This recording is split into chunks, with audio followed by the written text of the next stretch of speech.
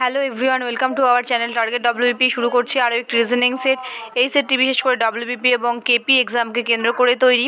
আমরা প্রতিদিন দুপুর 12টায় অঙ্ক এবং রিজনিংয়ের ক্লাস অল্টারনেট করে দিয়ে থাকি।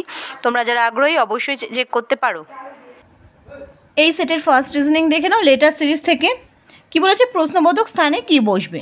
এখানে কয়েকটি লেটার দিয়েছে, এ কমা আই কমা এভাবে পি ভি এ এবং ই, এবং পরের সংখ্যাটি কত হবে সেটি বার করতে হবে। 4টে অপশান দিয়েছে।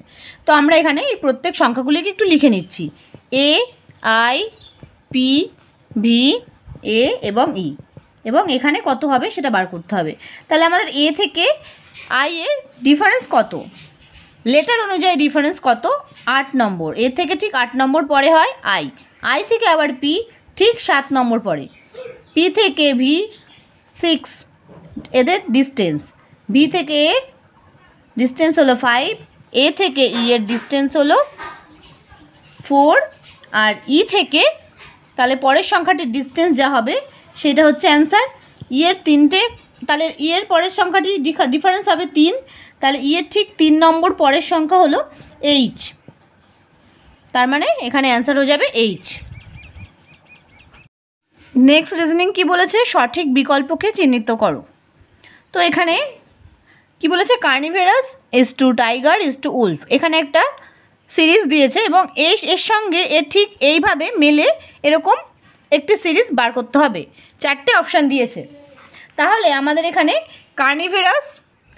কার্নিভেরাস মানে হলো মাংসাশী প্রাণী। কার্নিভেরাসের সঙ্গে কি বলেছে? টাইগার, মানে টাইগার আর নেকড়ে। তো মাংসাশী প্রাণীর মধ্যেই বাঘ এবং নেকড়ে পড়ে। তাহলে এখানে 4টে অপশান দিয়েছে। এখানে এই অপশানের মধ্যে তাহলে অ্যান্সার কী হয়ে যাবে? এখানে প্রথম অপশান দিয়েছে player is to master is to manager, mango is to banana is to fruit, এবং student is to boy is to girl, cat is to cow is to milk. এখানে হয়ে যাবে অপশান সি, স্টুডেন্ট হলো ছাত্রছাত্রী একটা শ্রেণীকে বোঝাচ্ছে, তার মধ্যে বয় এবং গার্ল উভয়েই বলা হচ্ছে। তাহলে অপশান হয়ে যাবে অ্যান্সার হয়ে যাবে অপশান সি। নেক্সট দেখে নাও মিসিং নাম্বার থেকে। এটা আমাদের 3 নম্বর কোয়েশ্চেন। এখানে এরকম একটা প্যাটার্ন দিয়েছে এবং এখানে 4টে অপশান দিয়েছে, কোনটি হবে উত্তর। তাহলে আমরা যদি এখানে এই সংখ্যাটি চেয়েছে, তাহলে এই 14 সঙ্গে 196-এর কী রিলেশান যদি বার করি, তাহলে 120-র সঙ্গে এই সংখ্যাটির রিলেশান বেরিয়ে যাবে। তা আমরা যদি 14-এর স্কোয়ার করি, 14-র স্কোয়ার হলো 196, তাহলে 121 কার স্কোয়ার? 121 কার স্কোয়ার? 11-এর স্কোয়ার 121, তাহলে প্রশ্নবোধক স্থানে হবে 11। Option B is the right answer. Next third reasoning. এখানেও বলেছে প্রশ্নবোধক স্থানে কী বসবে। নাম্বার সিরিজ থেকে এখানে পরপর কয়েকটি সংখ্যা দিয়েছে, 48, 24, 96 এভাবে একটা সংখ্যাটা গেছে।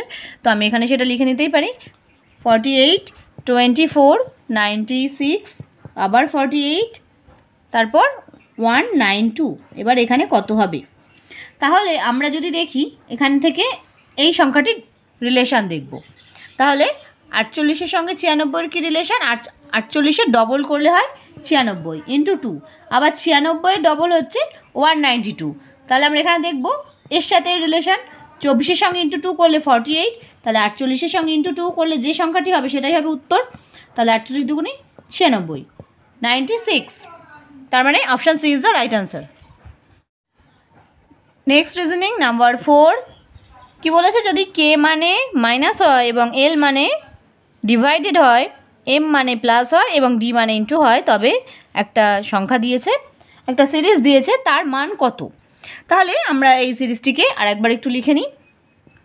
1, 11, 7, এল 3, কে 5, M 1 to D8, 1 to D8। তাহলে আমাদের এখানে এর মান বার করতে হবে। তাহলে আমাদের কি বলেছে? এল মানে যদি ভাগ হয়, তাহলে 117 ভাগ 3, তারপরে আবার কি বলেছে? কে মানে হয় বিয়োগ, তাহলে বিয়োগ 5, আবার এম মানে বলেছে প্লাস হয়, তাহলে প্লাস করব 12, আবার ডি মানে ইন্টু 8। তাহলে আমাদের এখানে 117-কে 3 দিয়ে ভাগ করলে হচ্ছে 39 প্লাস 3, 8 12 96, সরি প্লাস -5 প্লাস 96, তাহলে এখানে হয়ে যাবে 135 - 5 = 130, অ্যান্সার হয়ে যাবে 130।